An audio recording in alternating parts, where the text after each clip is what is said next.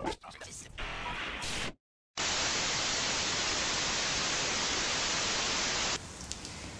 up, guys? It's Matt Pais. I'm sitting here with William Beckett, former singer of The Academy Is, who's about to release the first of a bunch of solo EPs. How's it going, William? It's going great. Thanks for being here. Thanks for having me. For sure. What do you think people expect out of your solo work, and what will they actually get? Right. Well, I feel like the expectation for what I've done in the past is, particularly if people have expectations, they'll know where I'm coming from with my band and what we did. As far as on a record-to-record basis, and we pretty much flipped the script every time that we made a record, so every record was different, and I think to a certain extent shocked some, our fans, for better or for worse. And so for this, I feel like with all the additional freedom, the expectation, I don't know what people would expect. I guess the least expected thing at this point would be to make the same record that we just made as a band, as my solo thing, but I'm certainly not going to do that. Sure. Well, the first single, Compromising Me, almost, I feel like some people might take that as kind of anticipating what some people might be expecting from you or saying about you and, striking out before they can even make that. Is that kind of what you're going for with that? It wasn't, if you're asking if it's like a premeditated maybe a little bit, but it happened pretty naturally because I wrote the song at a point in time when I was really, really just at wit's end and really frustrated with where I was with my label situation and just where I was with the project, because I felt like it was so ready to go and that the vision was clear. Yet there was just like way too many cooks in the kitchen at that point, and no one could decide where it fits. Like what radio format does it fit on? Like who are we selling it to? And for me, it's like I've never thought about music, so directly like a product before. And to me, the artists that truly do break out on massive proportions are those that don't follow a formula. Look at Adele, for instance, probably one of the most groundbreaking artists of our lifetime, and she didn't follow any formula whatsoever. If anything, it was a huge throwback, and it was her own thing. There wasn't something else like her on the radio at that time. So for me to try and mirror my sound or my approach off of something that already exists in the market seems doesn't even from a business standpoint, doesn't seem smart to me. It's just backwards. A little, yeah, because if I make the same record as, Joe Schmo, and I know how we all love Joe Schmo's work. Oh, it's great. Then by the time I put it out, it's old news. So that being said, I wanted to write a song that was just honest and bold about the kind of music that I'm going to be making from now on. You have a song in which you sing "Girl, You Should Have Been a Drummer" for some mostly negative reasons. Is it better than to date guitarists, bassists, singers? They're much more kind to your heart. Well, the twist on "Girl, You Should" on that was that I enjoy it. I enjoyed it a bit as well. It's like this person can twist your world upside down, beat you senselessly, whether that's metaphorical or not.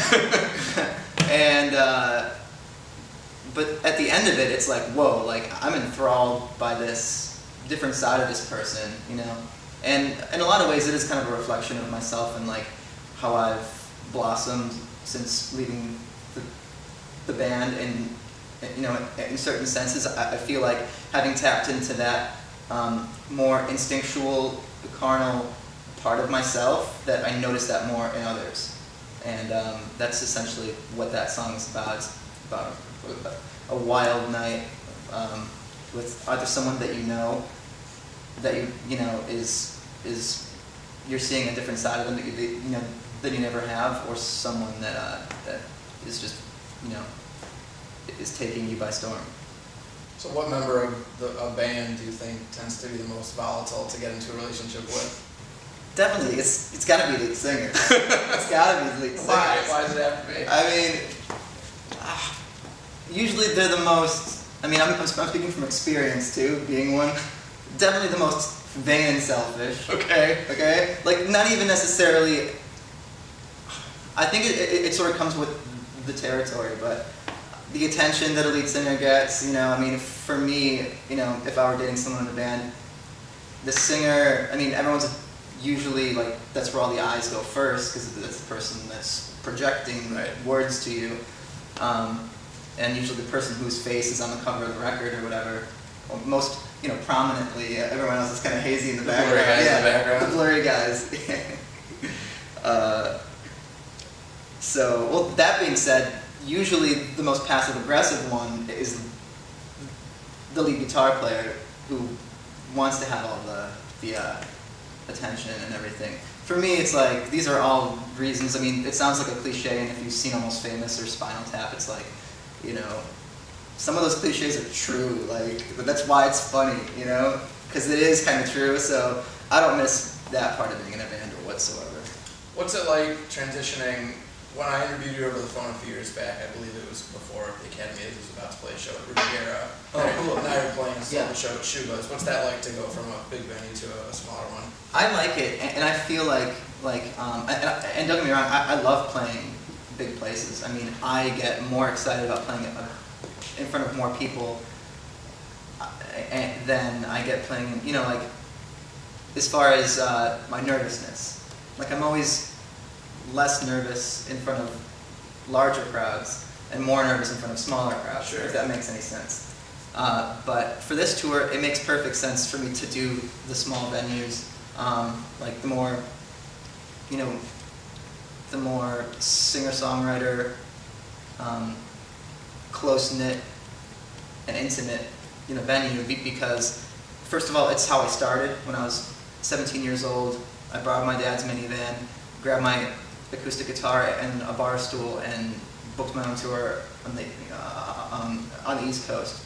And that's how I started. I started playing for anyone that would, you know, listen. And from there, you know, everything spawned from that. And I've done acoustic tours before with my band. It was just me on the tour, but I really loved that setting. And for this one, for the first look into the performance, I really want that closeness. I really want that intimacy of the shows, where it's almost like we're having like an evening out, hanging out. That's why I don't have 5 bands opening. I have one artist opening. You know. And it's just going to be you on stage, nobody else. It's me on stage, and then there'll be collaborations and stuff like that. I've got some surprises in every city of like friends that were, you know, going to come out and stuff like that. But not a full band doing it. Not full band, not on this tour. That is intended for a bit later in the year. But for this first tour, I really wanted to be personal, to get down to it's like this is what it's about in its raw, most stripped form. And then the bigger production is in the works already, but I felt like this was the right way to do it. Right. On your website, you say, "Ask me anything." What's the most unusual or memorable question you've gotten on Twitter or anywhere? I don't know. It's varying. I mean, there are ones that are just in a foreign language completely, like literally in foreign languages that I don't understand even a little. It's like, I took 5 years of Spanish, so I can kind of get if something is based in Latin, I can kind of mess with it. But when it's like foreign figures, I mean, it looks like it's like, you know, an intergalactic message from the future. And I am from the future. I have this gadget to prove it. See, I'm from year 2758. So you should have all the answers then. Well, but that's what's so perplexing, is that this is a language that I've never seen used in communication, in any form of communication, known to man, or future man, known to us whatsoever. Yeah, that being said, like, the fans are usually, and I say like most of the time, very, very respectful and not creepy, though there have certainly been times where people have overstepped boundaries, and it's just like, whoa, I'm kind of afraid for my life and my family's life, but but that being said, you know, I tend to treat our fans like they're my equals. You know, like I don't think that I'm any better or any more deserving of attention than someone that's in the crowd, because I was that kid in the crowd. You know, and like if I can positively inspire someone, whether it's to really follow whatever their dream may be or whatever their passion may be, no matter how old they are at one point in their life they're at. You know, like who am I to treat someone poorly? Period. You know, but maybe that's just the way I was raised. Yeah. Well, someone earlier today, someone wrote on your Twitter, "I swear William Beckett's the definition of perfection. OMG." Is that the sort of thing that starts to make you worried about your family? Sometimes it starts there. I don't know. I see that stuff and I just kind of laugh. Yeah. What if, like, I mean, I know they're wrong, so it's like, I don't know what I'm doing to fool you guys, but this is not correct. This is incorrect.